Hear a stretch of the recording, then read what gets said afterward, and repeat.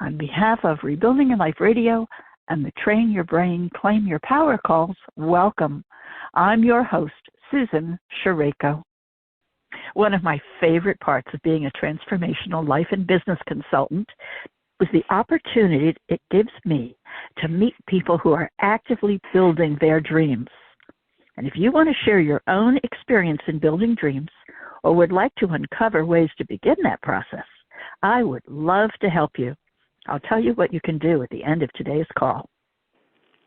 So today I am joined by Janelle Hooper, who continually dreams up dreams. She calls them novels. And not only does she dream them, she publishes them. So let's wave our hands to welcome Janelle Hooper. Hello, Janelle. Welcome. Thank you very much. So glad to have you here today. You know, Janelle, you amaze me. You have written 9 books so far. Do you ever stop writing? No, actually, I don't. You know, I love what I do so much that I work 6 days a week often, and sometimes even more than that. And I'm known to get up in the middle of the night and make a few adjustments if I dream that they should be done. But it's what, you know, if you like your work, it's not work. It's fun. That's true. I agree with you there. So when did you start to write? Well, to be honest, and I started to write when I was 7 years old. My cousin and I started a neighborhood newsletter, and what we did was we went down to the hardware store, which there weren't many places to, shop in my little hometown, and we found the Dick Tracy press kit with the stamps and everything. And so we bought that. We spent all of the Christmas money that we were supposed to be spending on our parents, and we bought this press kit. And we went home and we started making newsletters for the neighborhood. And we didn't know how to do that. So we thought that, well, our parents read those magazines about Hollywood magazines and the scandals and everything. So we thought, well, that's what you do. So we told all the scandals in the neighborhood. The guy it was a dry county, and the guy that was hiding booze bottles under the trash and putting a tip on top so they would take them, and the guy who had trained his dog to go poop on the neighbor's yard, and the lady who was having an affair with that same guy. I mean, we just told it all. Oh, boy, Susan, we were in such trouble. Oh, were you ever? But then I moved on. And studied drama and journalism in college, and it went on from there on a more reasonable scale. Mm-hmm, mm-hmm. Now, you actually worked for a time for a magazine of some sort, didn't you? I did. That was a job I had for a teenage magazine. It was the first job that I'd ever had as a writer, where they really paid me. And so I was thrilled, and I just thought I could be there forever. Even though I'd always said I wanted to write a novel, I kept putting it off because, let's face it, I was making good money. It was not the time to start quitting, and write a novel. But then, Susan, I got downsized. And so that's when I thought, well, now's a good time to start that novel since I'm not doing anything else. And it was kind of comical because for a while, everything I wrote after that teenage magazine job, everything I wrote sounded like a press release. I just couldn't get out of that pattern. I just couldn't break into the rhythm of the writing a novel. But anyway, it all worked out. What was your first novel? That is it. A Three Turtle Summer is my first novel. I had written smaller books, like I wrote a book called Surviving Arthritis because I was a sufferer of that, and it was a self-motivational, humorous book. But I finally took it off the shelf because it was just a little bit personal. And as I grew older, I thought, this may not be something my grandkids will want to read later on. I better get rid of this book. So how did you come up with this title, Three Turtle Summer? Well, in the story, it's 1949, and Grace and her daughter Glory are living through a really hot summer. And the summer is so hot that all of Glory's turtles have died. Little pet turtles, ones that had the rose painted on the back. And so they started calling it that they were living through a three-turtle summer. But it was also necessary for Grace to get rid of her husband, who was very abusive. And so things were hot for more than one reason. Oh, yeah. So she had to get rid of her husband. What did she, was she able to accomplish what she wanted to do? Well, she knew she had to have a plan, Susan. This Lawton, Oklahoma, which is the setting for the novel, is 60 miles from the Texas border. And at those days, Hispanics didn't have nearly the leeway that they do now. And so my family was very careful about what they did. And Grace knew that the courts would most of the time give custody of a child during a divorce to a white man. And he was violent, and she just knew he wasn't going to be a good father. So she started her plan that first she knew she had to be able to tell the courts that she could afford to take care of this child. And so she started a secret sewing business out of her kitchen. She was a wonderful seamstress. And then she just went along with her plans, got an attorney, and he told her to wait until Dwayne went to occupy Japan, which is they were sending the troops over from Fort Sill to occupy Japan. And once he was gone, then she could file for divorce, and he wouldn't be able to show up and beg for custody. So the whole novel is how this evolves until she finally succeeds and gets her freedom. Now you refer to this novel as an autobiographical fiction. If that's the case, which character are you? I'm Glory. And who's Glory? Glory is her 5-year-old daughter. Oh, wow. You have a good memory. I was right. Do you know, I can remember the strangest things. I remember just what happened, but I can't remember if I have eggs in the refrigerator. I can't understand. I can't explain that, but it's the way it is. But anyway, my mother and I had quite a time with this guy, and I actually wrote a turtle trilogy. A Three-Turtle Summer is the first novel. Then the second one is As Brown as I Want, the Indian Head Diaries, and that's when Glory is 7 years old, and she has to deal with her father as a child. She actually has to have interaction with him, and things aren't going well because he's taken out a $50,000 accidental death insurance policy on her, and he's spending the summer trying to collect, and this really happened. So anyway, that was the second novel, and then the third one is it just makes my heart warm to think about. I love my relatives. I just loved my family. But in Custer and His Naked Ladies, the same women that are in the first novel that were young are in their senior years. And so the book kind of just finishes out their life. Well, isn't that something? Now, were you able to write full-time, or were you also working?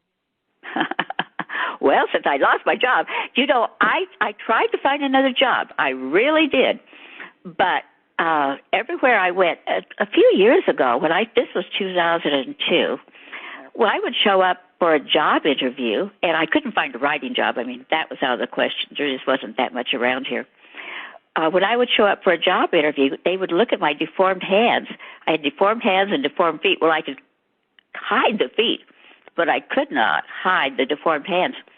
And one lady just honestly told me, we have an architectural firm here that, people come to that expect, good service and high-end service. And she said, we can't have them see you the first thing they walk through the door in your hands. She just out and out told me. And so somebody told me at the time that I could contest that, but who would want to work for somebody that was forced to hire you?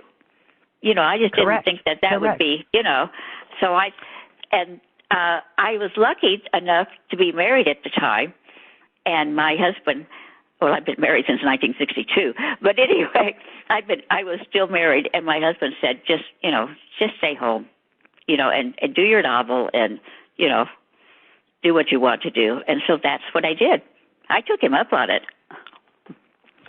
How wonderful. I mean, that's your dream anyway, to be able to write. It was, Yeah. but kind of, honestly, he kind of bribed me. My daughter had a premature baby, and she went to get daycare, and they said it was something like $450 a month for this child, and she didn't have that kind of money. She wasn't making that much, you know, by the time you pay rent, et cetera. So she went to my husband. Now, this is the way things are done in my family. I don't know what I did to start this pattern, but they never came to me. They always go to him and said, Dad, I need Mom to watch Jacob, you know. And so he said, I'll tell you what, if you'll stay home 5 days a week and take care of Jacob, on the weekends I will do anything that needs to be done. I'll shop, I'll cook, I'll clean, I'll do the wash, I'll do everything if you will just take care of Jacob. Well, what he didn't know was that I was jumping at the chance to take care of Jacob. I mean, so I really got a double deal. I mean, let me tell you, I got to take care of my grandchild. It turned out to be the only grandchild I would ever get. And when she left and was going to work the first morning, I yelled at her at the stairs. It was 7 stairs down to the front door. I said, Janelle, you didn't tell me how you want me to raise him. And she turned around, she said, Mom, just raise him like you did me. And she left. And so that's what I did.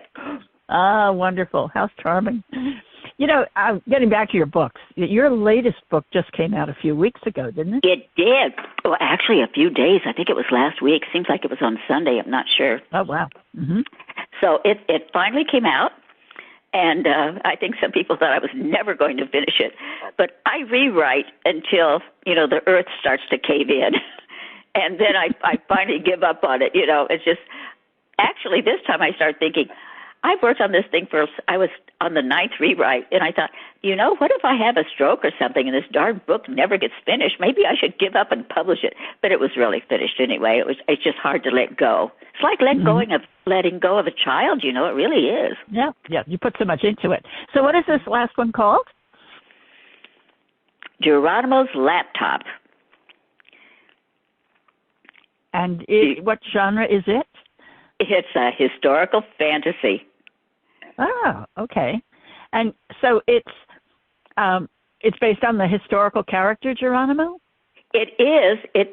And the historical part of the book is real, and that's true. But where the fantasy comes in is that, see, Geronimo was imprisoned in the Fort Sill Indian Reservation, which is just a big prison, only they had their little houses, you know, outside. It wasn't like a cell. And he couldn't go anywhere. I mean, they let him out once in a while to go work on a Wild West show or to do something they wanted him to do. He showed up at a lot of fairs and stuff like that, but mostly he was stuck there. So the only way I could get some action in the novel that I could think of was to give him a laptop that he could slide backwards through history and stay in present time and move forward to the future, what was going to happen to the Apaches in the future.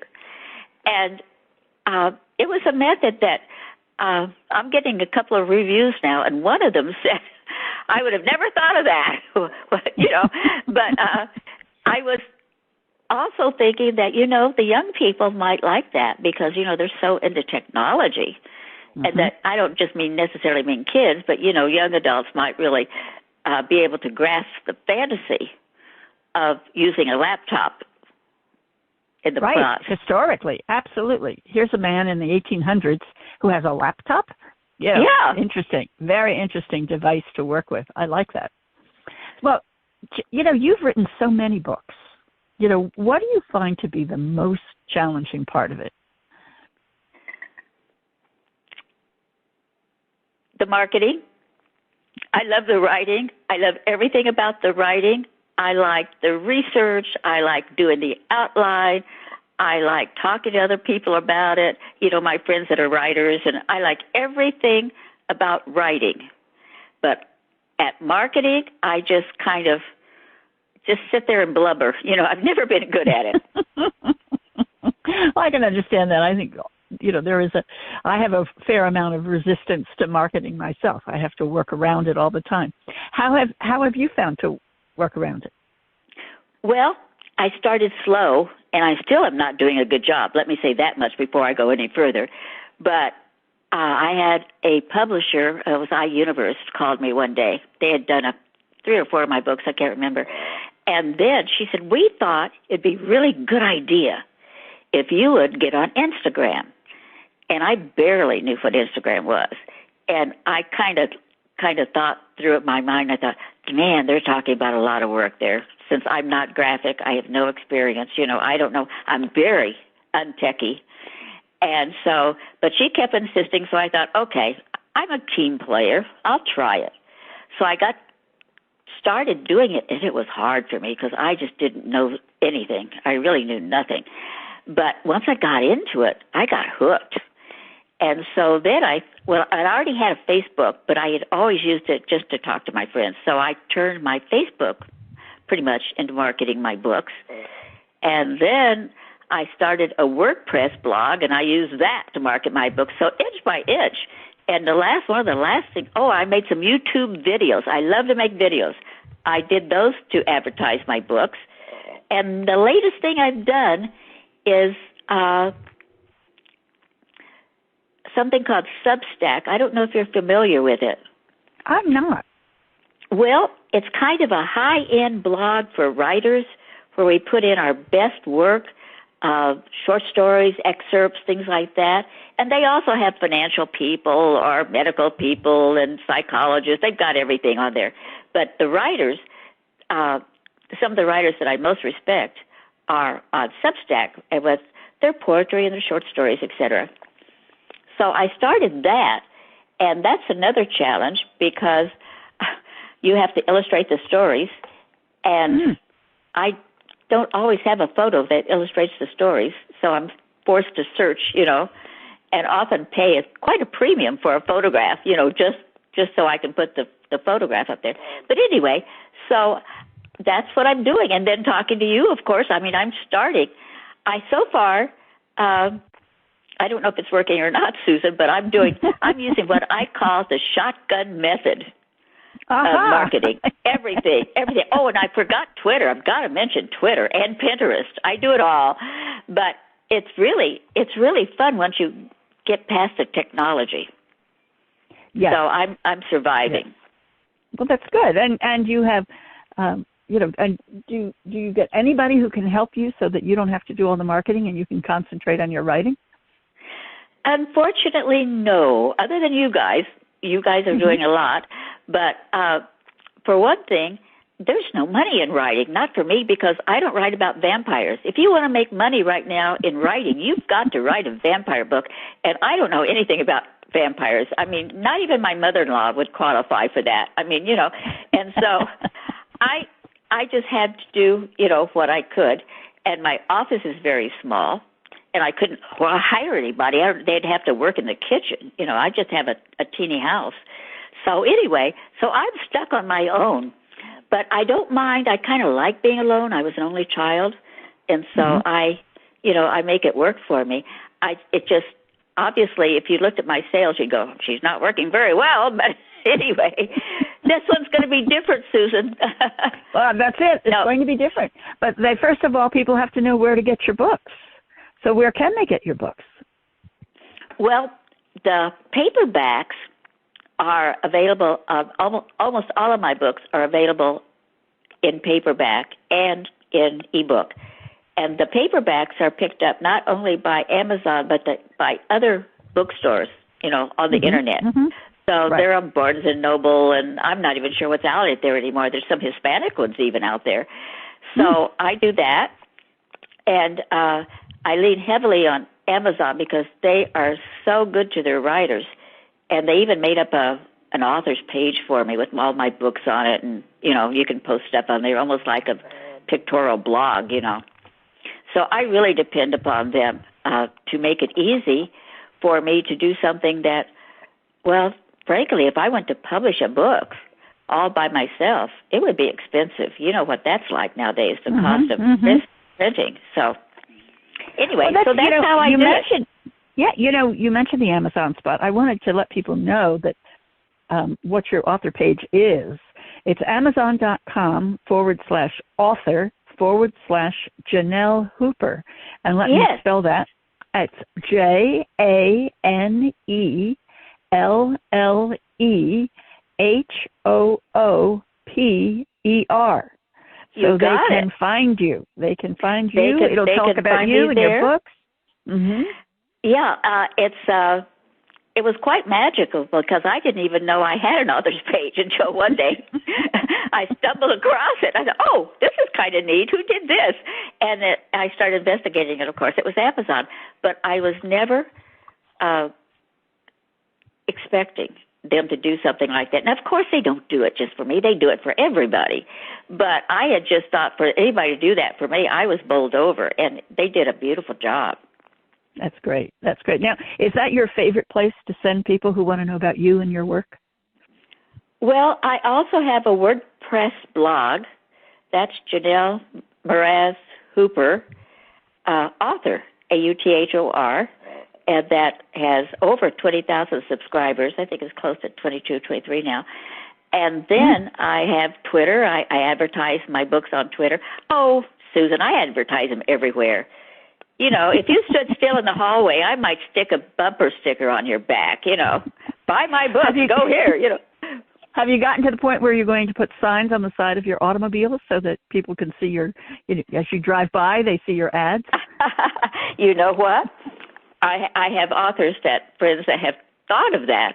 But to be honest, I don't drive anymore. I had some vision problems. And so my poor little Chevy Blazer, which I was crazy about that car. It's a 97 Chevy Blazer. It's got only 79,000 miles on it. And that's for a car that old, that's kind of rare. But I just drove it around our little town, around Puyallup. Anyway, I have to sell it because they won't give me insurance for a car if I don't have a driver's license. Now, that's logical, isn't it?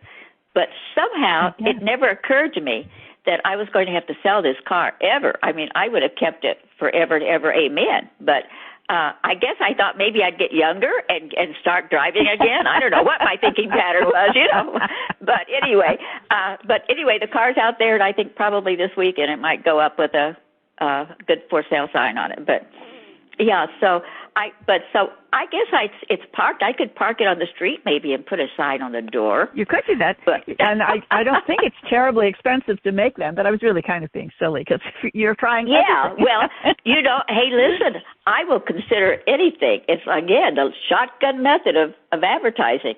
So anyway, I make it fun. That's good. It sounds like you make even your writing fun. Do you have any last thoughts that you'd like to share with our listeners?